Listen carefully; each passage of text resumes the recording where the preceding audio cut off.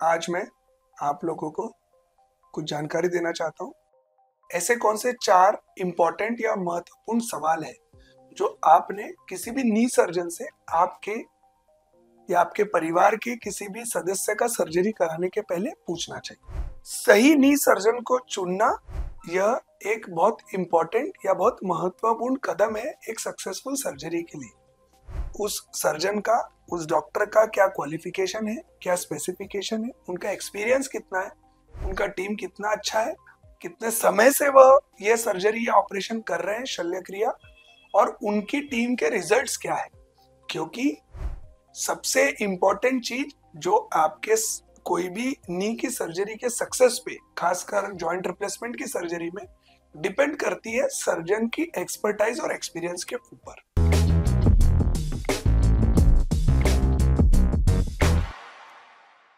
मैं doctor Abhishek Balotia, robotic knee replacement surgeon, United hospital Gondia. मेरा London में पूरा ट्रेनिंग पूरा हुआ है। मैं हमेशा कटिंग एज टेक्नोलॉजी, जो भी लेटेस्ट एडवांसमेंट है जॉइंट रिप्लेसमेंट में, ये आप लोग तक पहुंचाना चाहता हूँ, मेरे पेशेंट्स तक, कि वो अच्छे से रिकवर हो सके और आप लोग को जानकारी प्राप्त हो सके मेरे वीडियोस के माध्यम से। मेरे चैनल को लाइक करें, सब्सक्राइब करें, बेल आइकॉन को दबाएं ताकि आने वाले मेरे सभी वीडियोस आप तक जल्द से पहुंच सके। तो सबसे पहले आपको यह समझना पड़ेगा कि नी जॉइंट का कोई भी सर्जरी, अपार्ट फ्रॉम फ्रैक्चर, जैसे कोई आपकी हड्डी टूट गई या डिसलोकेट हो गई, इसको छोड़ के खासकर जैसे नी रिप्लेसमेंट है, नी रिप्लेसमेंट या ऑपरेशन एक प्लान्ड सर्जरी है। यह एक इमरजेंसी ऑपरेशन नहीं है। यह ऑपरेशन करने के पहले पेशेंट को महीनों से सालों से घुटने में तकलीफ होती है। पहले दवाइयाँ, फिजियोथेरेपी, इंजेक्शंस, यह कोशिश की जाती है, और बाद में जब पेशेंट को इन चीजों से आराम नहीं होता, जब उनको स्टेज 3, स्टेज 4 का बात हो जाता है घुटने में, तब रिप्लेसमेंट सर्जरी प्लान करते हैं। तो यह इसलिए आपका जो डिसीजन है वो सोच समझ के, डिस्कशन करके, आपके आसपास के जो ऑप्शंस आपके पास उपलब्ध है उसके बाद आपने लेना चाहिए। नी रिप्लेसमेंट सर्जरी जिन मरीज की होती है उनका उम्र 50 से 70 से 80 साल के बीच में होता है, जिनमें से काफी सारे पेशेंट्स को बीपी, शुगर, थायराइड, अलग अलग प्रकार की बीमारियां होती है। तो यह बीमारियों का कंट्रोल रहना ऑपरेशन के पहले बहुत जरूरी है। तो कोई भी नी रिप्लेसमेंट सर्जरी करने के पहले फिटनेस टेस्ट करना, जिसमें कि आपका ECG, haemoglobin, blood test, kidney की जांच, आपका इको, ईसीजी, यह सारे चेस्ट एक्सरे, यह सारे टेस्ट किए जाते हैं, जिससे पता चलता है कि आप ऑपरेशन के समय जो बेहोशी दी जाएगी, ऑपरेशन के समय का जो प्रोसेस है उसको आप सहन कर सकते हैं कि नहीं, आप उसके लिए फिट है या नहीं है। कई बार ऐसा होता है मेरे साथ कि पेशेंट रेडी है ऑपरेशन के लिए, जब हम ये टेस्ट करते हैं तो हमें कुछ नई प्रॉब्लम के बारे में पता चलता है। रिसेंटली 4 दिन पहले एक पेशेंट का सर्जरी प्लान था 2 दिन बाद, लेकिन जब उनका हार्ट का इको कार्डियोग्राफी, जो हार्ट का सोनोग्राफी किया गया, तो पता चला उनका एक वॉल्व बिल्कुल भी काम नहीं कर रहा है।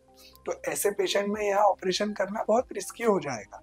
तो हमने उनको सजेस्ट किया कि आप पहले आपका हार्ट का ऑपरेशन कराइए, जब आप उससे रिकवर हो जाएंगे तब अपन घुटने के ऑपरेशन के बारे में सोचेंगे। तो आपका फिटनेस बहुत इंपॉर्टेंट है। आपको यह जो सर्जरी, कई बार आपको ऑल्टरनेटिव ट्रीटमेंट ऑप्शन भी एक्सप्लोर करने होते हैं। ऑल्टरनेटिव मतलब और भी क्या ट्रीटमेंट उपलब्ध है, जैसे कि फिजियोथेरेपी, इंजेक्शंस। तो कुछ पेशेंट्स वह भी ट्राई करते हैं। यह बात का प्रॉब्लम इस उम्र में होना बहुत कॉमन सी चीज है। इसका नी रिप्लेसमेंट बहुत कॉमन प्रोसीजर हो गया आज की तारीख में, जो हर छोटी से बड़ी जगह रेगुलर बेसिस पे किया जा रहा है, और काफी सारे मरीज यह ऑपरेशन कराने लगे हैं। तो इसका जो रिकवरी है वो भी काफी आराम से हो जाता है, काफी फास्ट हो जाता है। पेशेंट 1 से 1.5 महीने में अपनी पूरी ही जिंदगी की रूटीन एक्टिविटी रिज्यूम कर लेता है। यह ऑपरेशन आप जब करा रहे हैं तो आपको एक और चीज का ध्यान रखना है, क्योंकि आपको काफी सारी बीमारियां हैं, शुगर, थायराइड, बीपी, किसी का एंजियोप्लास्टी हुआ है, किसी का बाईपास सर्जरी हुआ है। तो आप एक ऐसे सेटअप में यहाँ ऑपरेशन कराएं जहाँ पे आईसीयू की सुविधा उपलब्ध हो और सभी डॉक्टर का एक टीम हो, जिसमें हार्ट के, ब्रेन के, शुगर के, यह सारी डॉक्टर उपलब्ध हो कि कभी किसी प्रकार का प्रॉब्लम ऑपरेशन के दौरान होता है तो आपको कोई भी तकलीफ ना हो और आपको कोई और हॉस्पिटल में शिफ्ट करने की जरूरत ना पड़े। दूसरा, नई नई टेक्नोलॉजी आती है, नए नए तरीके से नी रिप्लेसमेंट होने लगे हैं, तो आप जब ये सर्जरी करा रहे हैं तो आपको आपके लिए जो भी मार्केट में अवेलेबल ऑप्शन है इसकी जानकारी होना चाहिए, आपने उसके बारे में पता करना चाहिए और उसके बाद आपका डिसीजन लेना चाहिए कि आप ये सर्जरी कहाँ और किस डॉक्टर से कराना चाहते हैं।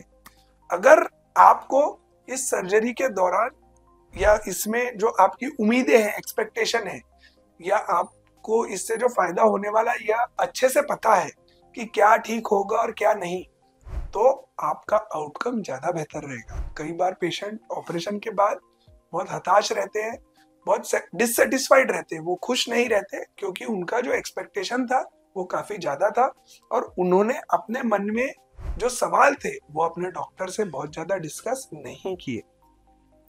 कोई भी प्रोसीजर जब अपन करते हैं जैसे कि नी रिप्लेसमेंट, तो इसमें ये ऑपरेशन या ऑपरेशन के बाद काफी प्रकार की तकलीफें नई डेवलप हो सकती है जिन्हें अपन कॉम्प्लिकेशंस कहते हैं, जैसे कि इन्फेक्शन, हार्ट में कोई प्रॉब्लम आना, इम्प्लांट का ढीला हो जाना। तो ये आपको जानकारी रहना चाहिए। और कई स्पेशल केसेस में जिन पेशेंट्स में हड्डियां कमजोर होती है तो हम रिकमेंड करते हैं कि पहले 2 से 3 महीने इंजेक्शन कैल्शियम की दवाइयां लेके आप हड्डियों को मजबूत करिए, फिर हम आपका नी रिप्लेसमेंट का सर्जरी करेंगे। 4 चीजें जो मुझे लगता है आपने आपके जिस भी डॉक्टर से आप सर्जरी कराना चाहते हैं जब आप उसको कंसल्ट कर रहे हैं उससे पूछना चाहिए, वो ये है। पहली चीज, उनका एक्सपीरियंस और उनका इस स्पेशलिटी में एक्सपर्टाइज क्या है।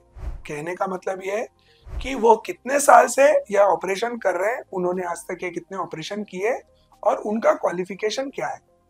तो आप उनसे कुछ यह सवाल पूछ सकते हैं कि जैसे कि डॉक्टर साहब आज तक आपने कितनी नी की सर्जरी की है, तो आपको बता सकते हैं मैंने 2000 सर्जरी की है, 3000 की है, 5000 की है। तो आपका कॉन्फिडेंस बढ़ता है कि हाँ, अगर इतनी सर्जरी की है तो इनके लिए तो ये मामूली सी बात है। दूसरा सवाल आप ये पूछ सकते हैं, जब आपने इतनी सर्जरीज की है हजारों, तो आपका सक्सेस रेट क्या है, आपके कितने प्रतिशत मरीज अच्छा कर रहे हैं और उनको कोई भी प्रकार का प्रॉब्लम नहीं है।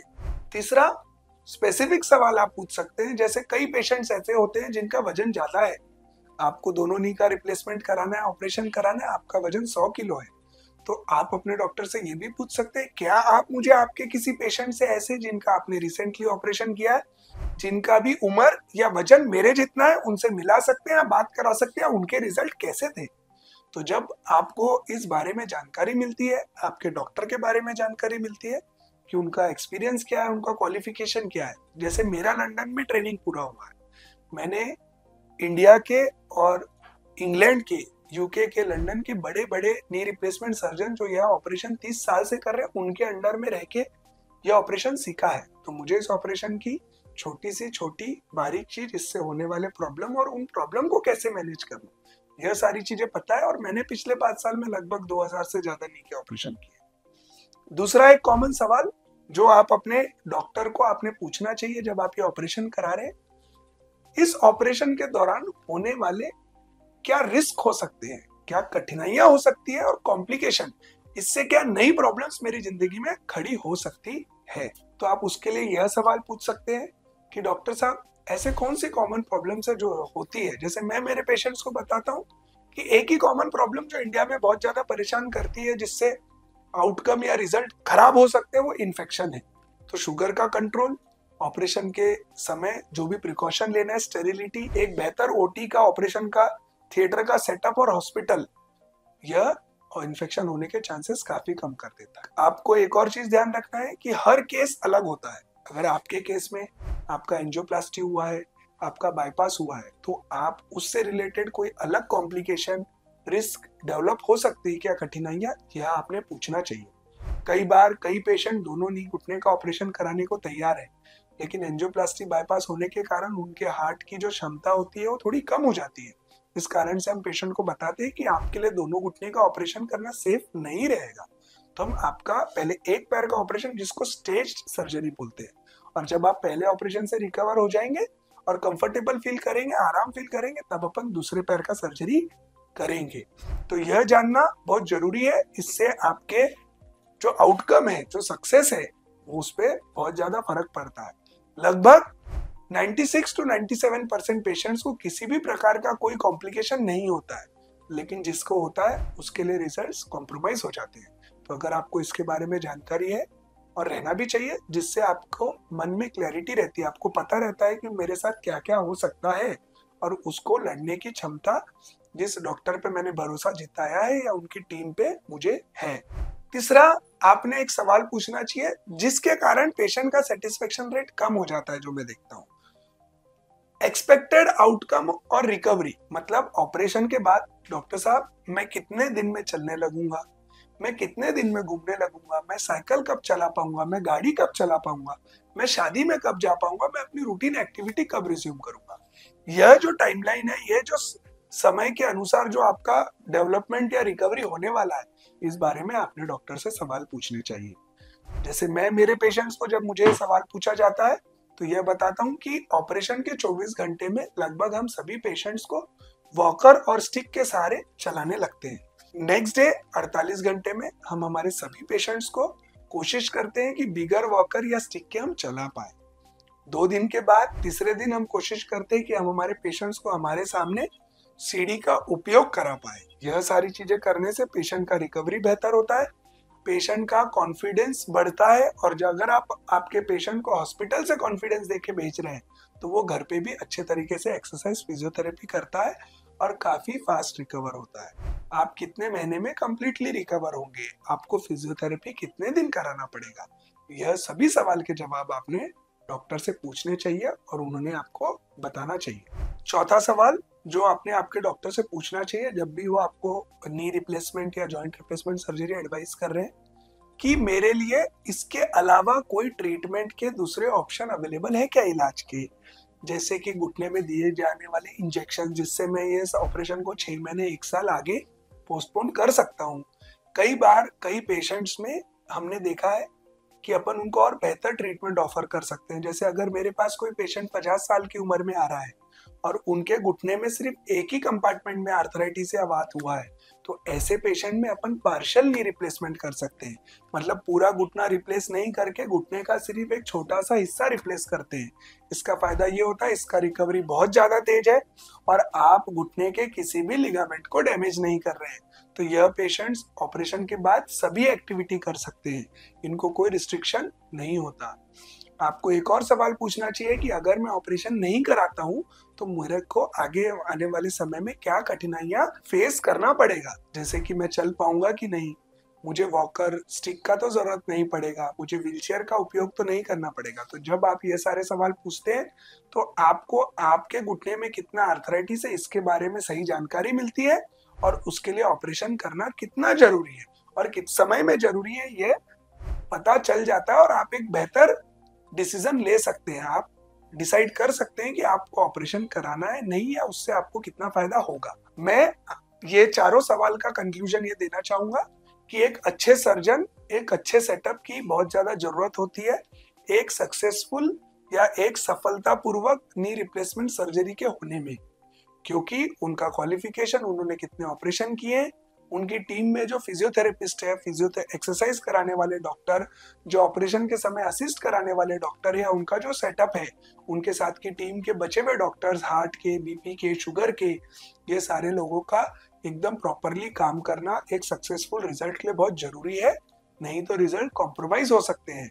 जैसे कि नई नई टेक्नोलॉजीज आती है, आज की तारीख में मैं robot assisted knee replacement surgery कर रहा हूँ, तो आपको जब भी आप ये सर्जरी करा रहे हैं आपको पता होना चाहिए कि यह भी एक टेक्नोलॉजी मार्केट में अवेलेबल है, तो आप उसके द्वारा मिलने वाले फायदे या उसमें होने वाला एक्स्ट्रा खर्च डॉक्टर से पूछ सकते हैं और एक बेहतर डिसीजन ले सकते हैं। Thank you.